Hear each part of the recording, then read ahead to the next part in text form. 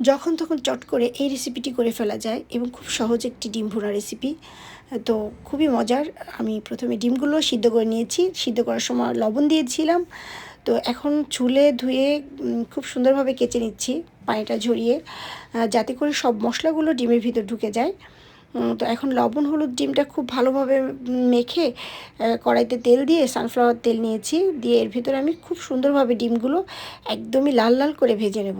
দেখতেই পাচ্ছেন আমার ডিমগুলো সুন্দরভাবে ভাজা হয়ে গেছে, আমি এখন তুলে নিচ্ছি। আর এই যে কড়াইতে আমি দিয়ে দিচ্ছি আদা বাটা সামান্য, লাল মরিচের গুঁড়ো, রসুন বাটা, পেঁয়াজ বাটা, একটু হলুদ আর ধনিয়া আর জিরার গুঁড়া দিয়ে খুব ভালোভাবে কষিয়ে নিয়ে একটু গরম মশলা দিয়ে দিলাম তেজপাতা সহ, আর একটু তেল দিলাম কষানো সময়, আর টমেটো কাটা দিয়ে দিলাম এর ভিতরে, টেস্টটা বেড়ে যাবে।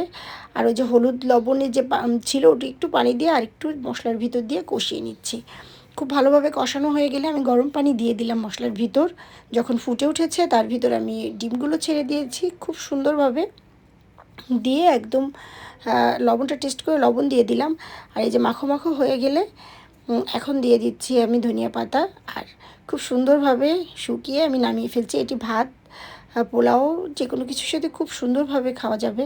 আর দেখতে খুব সুন্দর হয়েছে মাশাআল্লাহ, খেতেও অনেক মজা। তো আশা করি খুব সিম্পল এই রেসিপিটি ট্রাই করবেন। আর সবাই ভালো থাকবেন। আল্লাহ হাফিজ। Thanks for watching.